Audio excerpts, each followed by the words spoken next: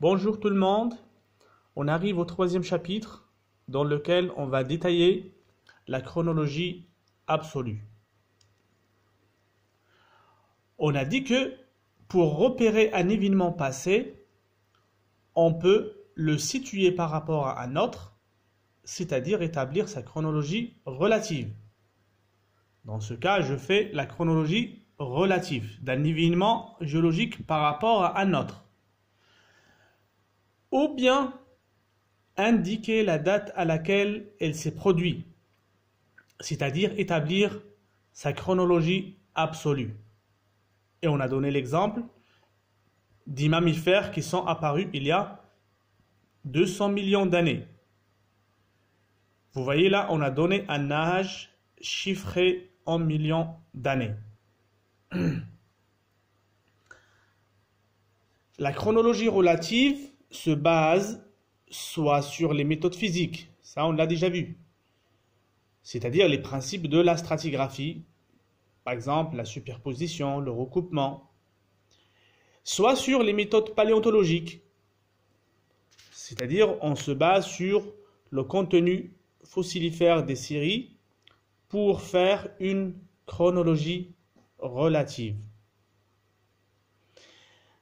Par contre, la chronologie absolue, elle se base sur diverses méthodes, mais la plus utilisée en géologie, c'est la radiochronologie.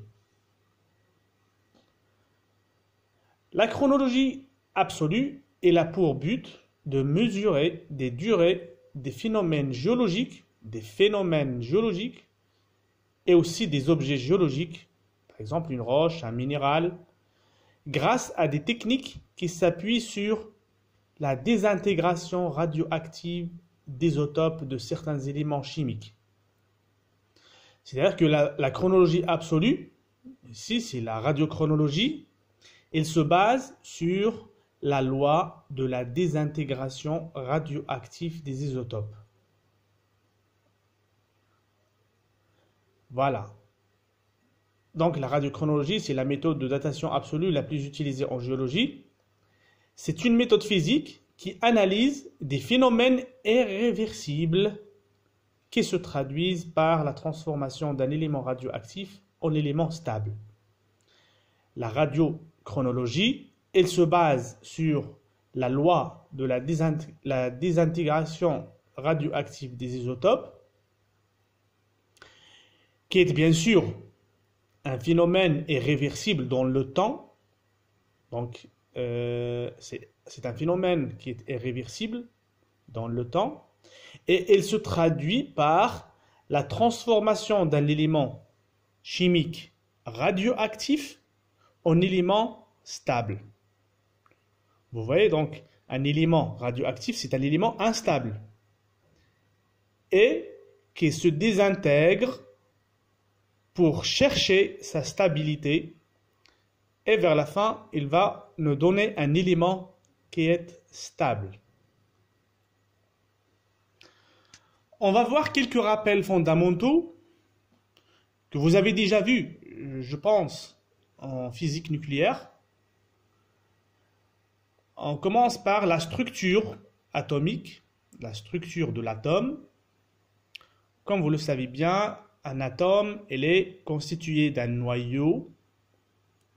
Et ce noyau, bien sûr, il est entouré par un nuage d'électrons. Un nuage d'électrons. Et aussi le noyau, il est formé de protons, d'un ensemble de protons et de neutrons. Le noyau, il est formé d'un ensemble de neutrons plus les protons.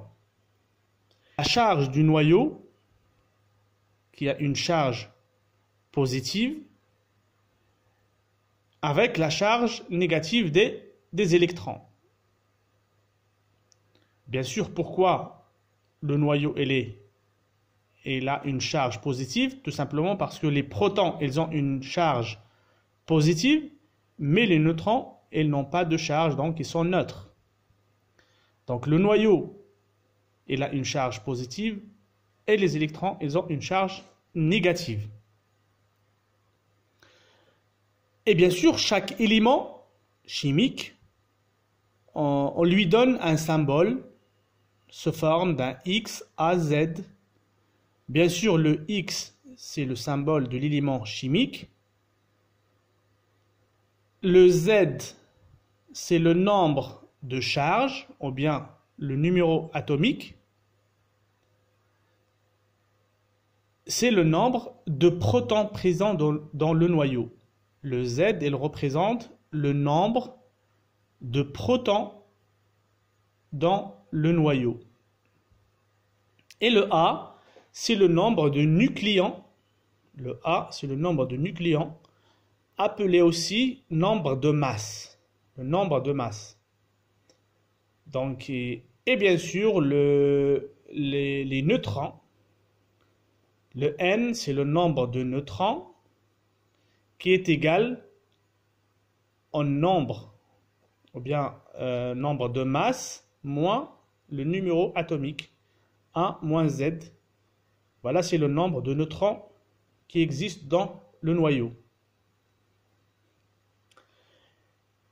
C'est ça pour la structure atomique. Les isotopes des éléments chimiques. Un isotope, c'est quoi? Donc, un isotope, bien, les isotopes d'un élément chimique sont des atomes dont le noyau renferme le même nombre de protons, hein? Donc le même nombre atomique, Z, mais un nombre différent de neutrons. Donc les nombres de masse A différents. Donc, les isotopes d'un élément chimique, ce sont des atomes qui ont le même nombre de protons, le même Z, ils ont le même Z, mais ils ont le A différent. Le même Z, c'est-à-dire le même nombre de protons, mais un nombre différent de neutrons, et automatiquement, s'ils ont le nombre de neutrons qui est différent, ils ont le A différent. Des exemples. Pour l'élément d'hydrogène, on distingue 3 isotopes. Le premier isotope, c'est l'hydrogène, le H11. Le Z1, le A est égal à 1. Le deuxième isotope, c'est le deutérium, le H12. Le Z égale à 1, A égale à 2. C'est le nombre de nucléons, 1, 2. Et le troisième isotope, c'est le tritium, ou bien le H13. Vous voyez ces 3 atomes, ils ont le même Z, représenté avec le point noir là. Mais ils ont des neutrons, le nombre de neutrons différents. OK? Et automatiquement le nombre A, c'est-à-dire les protons plus les neutrons. On a ici 2, Z égale à 1 et le A est égal à 2. La même chose ici, le Z égale à 1, le A elle est égal à 3. Mais les 3, ils ont le Z égal à 1. 1, 1, 1. Ils ont le même Z et le A différent. Certains isotopes sont stables, mais d'autres ils sont radioactifs. Hein, vous voyez, donc s'ils sont radioactifs, donc ils sont instables. Ils sont instables. On appelle atomes stables les atomes qui ont autant de protons que de neutrons. Ce sont des atomes légers. Donc ils ont le N égale P. Le nombre de protons égale au nombre de neutrons. Et on appelle atomes instables les atomes qui renferment beaucoup plus de neutrons que de protons. Le nombre de neutrons, elle est supérieur au nombre de protons. Et on les appelle aussi des atomes lourds. Ici, les atomes légers et ici, les atomes instables ou bien les atomes lourds. Exemple, le C12 Et le C13 sont des isotopes stables du carbone. Et le C14, c'est son isotope instable. OK? Les différents types de désintégration radioactive. Les éléments instables sont des éléments radioactifs. Les éléments instables sont des éléments radioactifs. Ces éléments qui sont radioactifs, ils subissent au cours du temps une désintégration nucléaire progressive pour donner une forme stable ou bien radiogénique. On a dit qu'un élément instable ou bien un élément radioactif, il se désintègre pour donner un élément qui est radiogénique ou bien un élément stable. Et cette désintégration, la désintégration, elle se fait par émission d'énergie. Elle se fait par émission d'énergie. C'est-à-dire qu'un élément radioactif, il se désintègre, c'est-à-dire il libère de l'énergie pour devenir un élément stable ou bien radiogénique. Et cette émission d'énergie, elle se fait principalement sous deux formes. Bien sûr, il y a d'autres formes, plus que deux, mais c'est-à-dire les formes qui sont les formes principales de cette émission d'énergie, c'est la première forme, l'émission de la particule alpha, c'est-à-dire émission de l'énergie sous forme de particules alpha, c'est-à-dire que l'élément chimique radioactif, il libère deux protons, il émet deux protons plus deux neutrons. Il libère deux protons plus deux neutrons. Si l'élément radioactif il libère deux protons, c'est-à-dire quoi? C'est une perte de 4 dans la masse atomique, dans le nombre A. Et une perte de 2 dans le numéro atomique, dans Z. Dans le nombre Z. Ça, c'est la première forme. La deuxième, c'est sous forme de particules bêta. C'est-à-dire, on a un électron.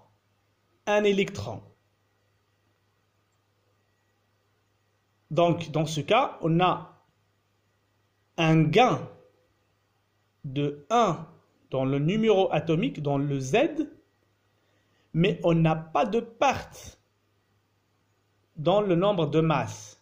C'est-à-dire, le nombre de masse, il reste le même. Le A reste le même. Ce qui change, c'est le Z. Et on a une augmentation de Z, c'est-à-dire de 1. OK? Bien sûr, on a dit, il y a d'autres formes, par exemple la forme gamma.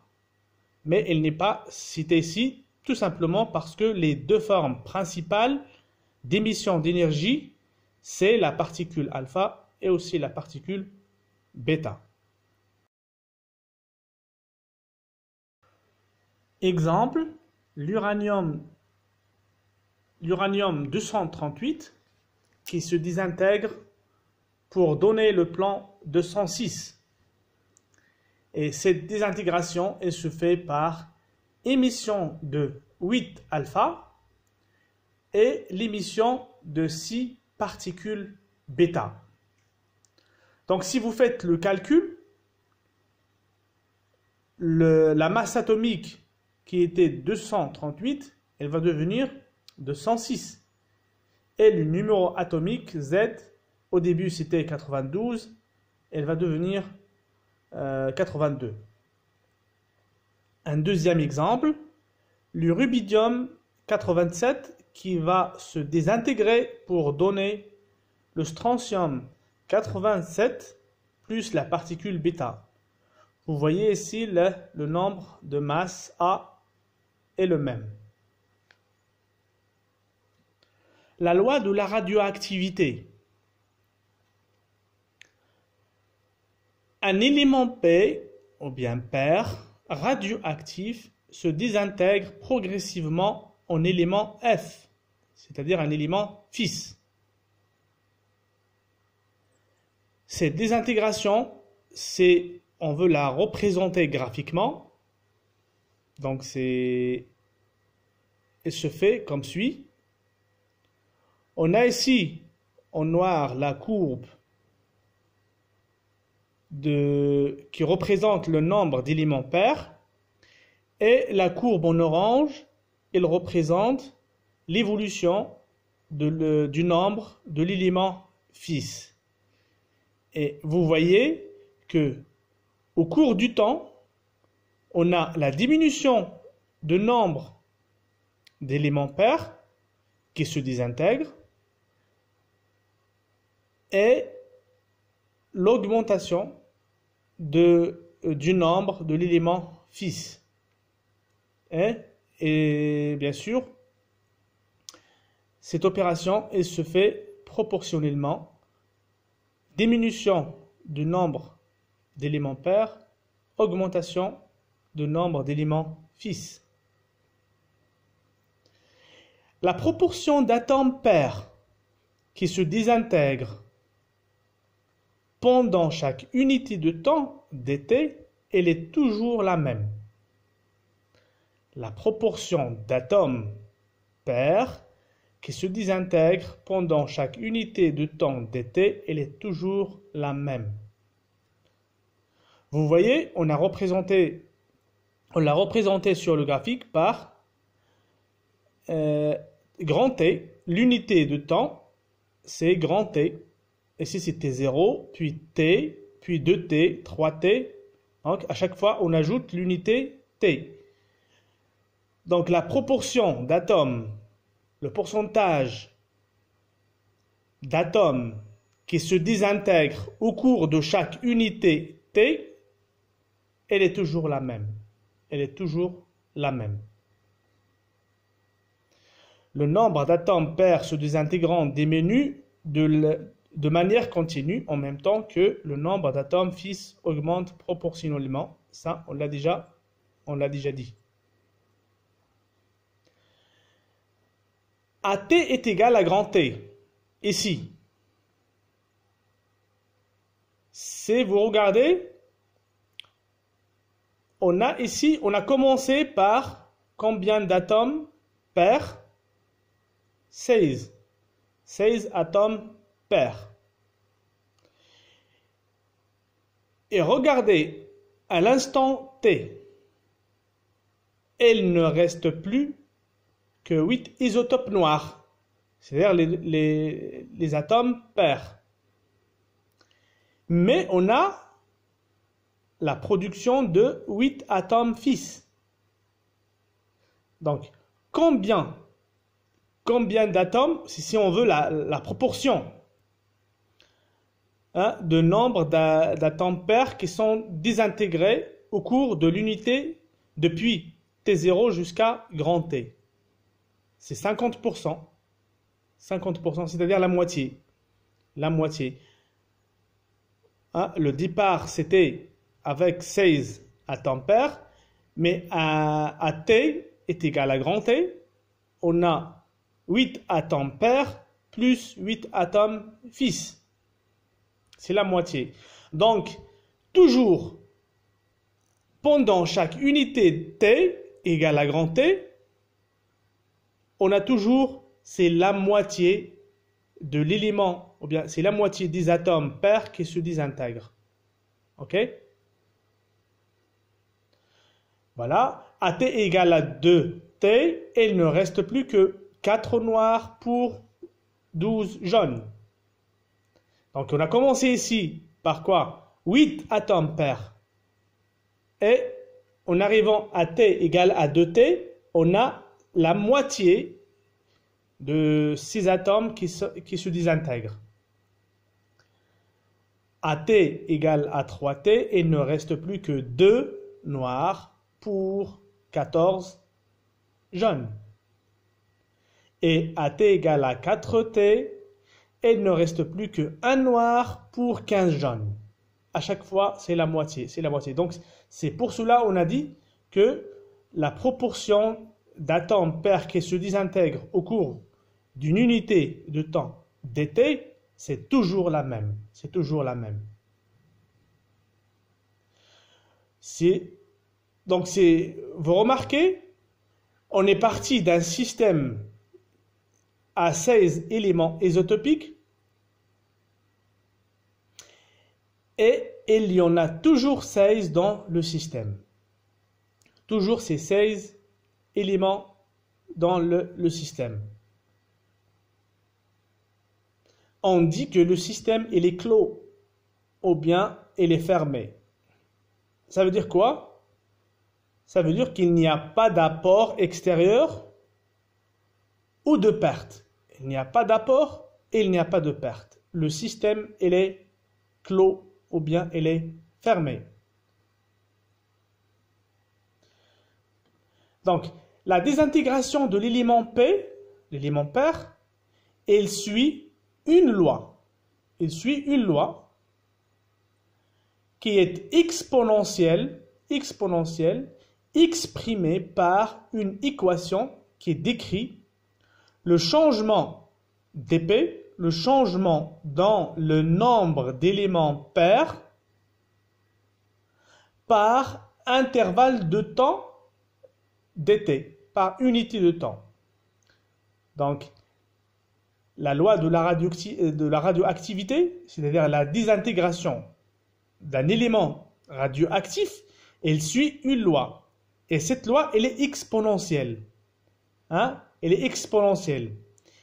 Exprimée, bien sûr, par la variation du nombre d'éléments pairs, parce que, bien sûr, le nombre d'éléments pairs, il varie au cours du temps, parce qu'on a la désintégration. Et aussi par l'unité de temps dt. Donc, si on veut écrire l'équation, ça s'écrit comme ça. dp, la variation du nombre d'éléments pairs pendant une unité de temps dt égale à moins lambda P0. Moins lambda P0. Le P0, c'est quoi? C'est le nombre initial d'atomes pairs. C'est le nombre de départ. C'est le nombre de départ d'éléments pairs. Et P, c'est le nombre d'atomes pairs à un instant T. C'est le nombre d'éléments pairs à un instant T. Lambda, c'est quoi? C'est une constante et s'appelle la constante de désintégration. Constante de la désintégration de l'élément radioactif. Et bien sûr, cette constante, elle est exprimée en N-1. En N-1. Elle dépend de l'élément radioactif. C'est-à-dire que chaque élément radioactif est là son lambda. Donc, l'équation précédente, celle-là, cette équation, celle-là, voilà. Elle s'intègre, si on met l'intégrale en mathématiques, en fonction du temps, on arrive à cette équation, P égale P0 exponentielle moins lambda T, ou bien P0 égale P exponentielle lambda T. Et comme le P0 c'est combien? Le P0, on a dit, c'est le nombre initial d'éléments pairs. C'est-à-dire, à chaque fois, on peut savoir le nombre initial de l'élément pair. Tout simplement parce que le P0 égale le P plus le F. C'est-à-dire, le P, c'est le nombre d'éléments pairs qui restent dans le système, plus le nombre de fils produits. Donc, l'intégration de l'équation, voilà, elle donne T égale à 1 sur lambda ln, 1 plus F sur P. Hein? Bien sûr, c'est des calculs mathématiques pour arriver à cette équation. Et qu'est-ce que vous remarquez dans cette équation? Ah, voilà, on a le T. C, c'est-à-dire c'est le temps. En géologie, ce qui nous intéresse, c'est quoi? C'est de chercher le temps. Le T. Et voilà, donc c'est comme ça qu'on peut arriver à l'âge T avec ces calculs mathématiques en utilisant bien sûr la loi de la radioactivité.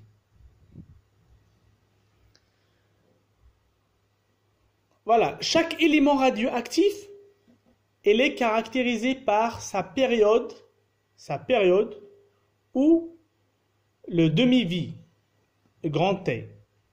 Chaque élément radioactif, il est caractérisé par sa période ou bien le demi-vie qui est représenté par le grand T.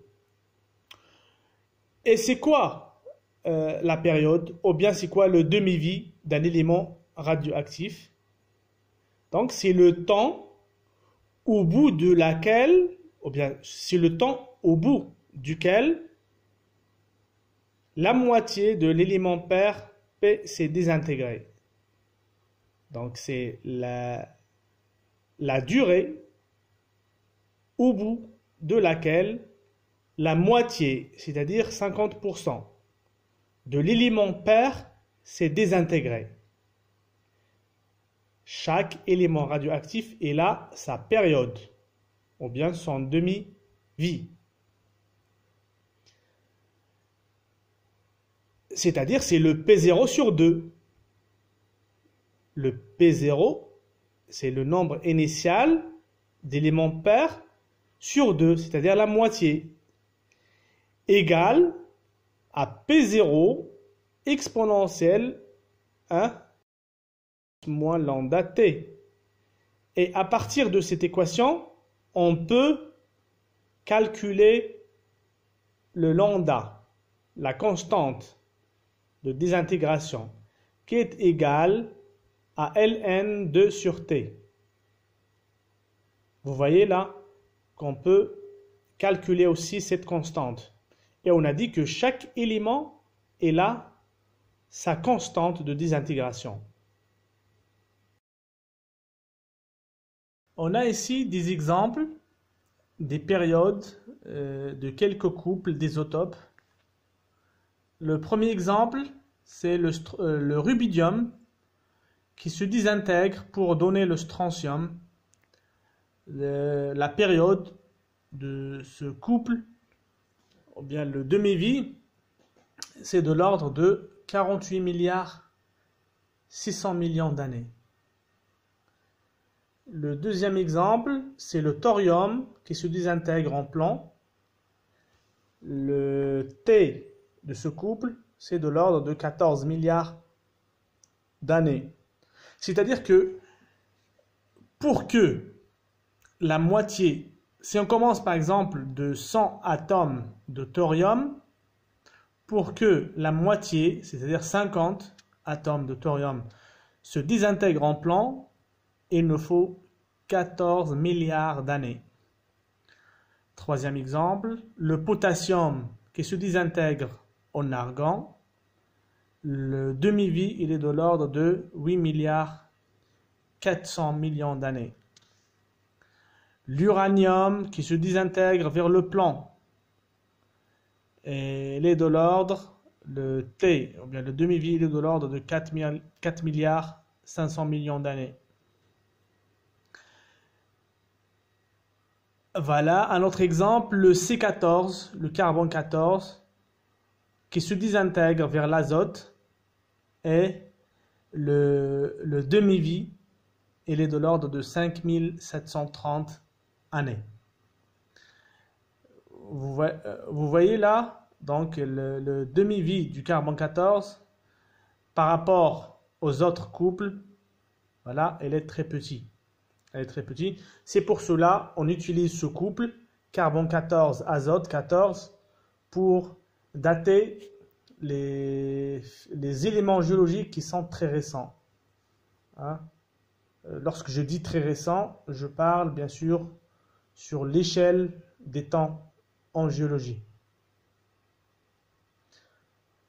Datation par la méthode du carbone 14. Donc on va donner ici c'est-à-dire le principe, comment on peut faire la datation par la méthode du carbone 14. C'est une méthode adaptée au temps récent, parce que le demi-vie il est petit, car la période du carbone 14 elle est courte. Voilà. Et cette méthode, elle s'applique aux sédiments avec un âge maximal d'environ 60 000 ans. 60 000 ans. Le carbone 14 se désintègre en azote 14. Le T, on a dit, il est égal à 5730 années. Et le lambda, la constante de désintégration, elle est de l'ordre de 1,245 10 à la puissance moins 4 en moins 1. En moins 1, c'est-à-dire sur 1. Maintenant, le principe de base de cette méthode. On sait bien que tous les organismes, ils fixent au cours de leur croissance des atomes de carbone, soit stables, soit radioactifs, mais dans un rapport constant. C14 sur C12 égale 1,2 10 à la puissance moins 12. Tout simplement parce que dans la nature, on a le carbone 14, c'est-à-dire le carbone radioactif, et on a aussi le carbone 12, c'est le carbone stable. Mais c'est-à-dire ces deux isotopes du carbone, ils existent dans la nature dans un rapport qui est constant. Voilà, le C14 sur le C12 qui est égal à 1,2 10 à la puissance moins 12. Ce rapport, il est constant dans la nature. Ok? Et on a dit que les organismes vivants, au cours de leur croissance, ils fixent le carbone. Le carbone sous forme de C14 ou bien sous forme de C12. Hein, c'est-à-dire les formes de carbone qui existent dans la nature. Voilà. Et on a dit que ce rapport, il est constant. Mais après la mort de l'organisme,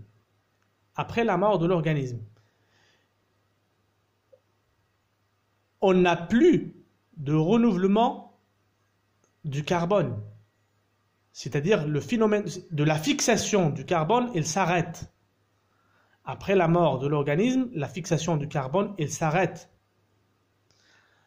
Bien sûr, c'est-à-dire l'organisme, le cadavre, il contient toujours du carbone 14 et du carbone 12. Le carbone 12, il est stable, donc il reste. Mais le carbone 14, il est radioactif, il est instable. Et il va subir une désintégration pour donner l'azote 14. Ok? Donc après la mort de l'organisme, les isotopes C14 se dégradent en azote 14 car le carbone n'est plus renouvelé. La fixation du carbone est arrêtée. Donc le système se ferme. Juste après la mort de l'organisme, le système se ferme. Et l'élément fils, qui est l'azote 14, elle s'échappe, elle ne reste pas dans le cadavre. Bien sûr, elle ne sera pas pris en compte dans la mesure. Le dosage du carbone 14 résiduel dans un échantillon permettra d'estimer son âge. C'est-à-dire le dosage du carbone 14 qui reste, qui n'est pas encore désintégré. Ce dosage il nous permet d'estimer l'âge de cet échantillon. Donc l'âge, il est donné par la formule suivante. T égale à ln C14 initial au début sur le C14 actuel, c'est-à-dire qui reste, hein, qu'on a mesuré, qu'on a dosé, fois le T, c'est le demi-vie du carbone 14, sur Ln2. Vous voyez? Donc, c'est comme ça qu'on peut estimer l'âge d'un échantillon en utilisant la méthode du carbone 14. C'est tout pour cette séance. À la prochaine fois.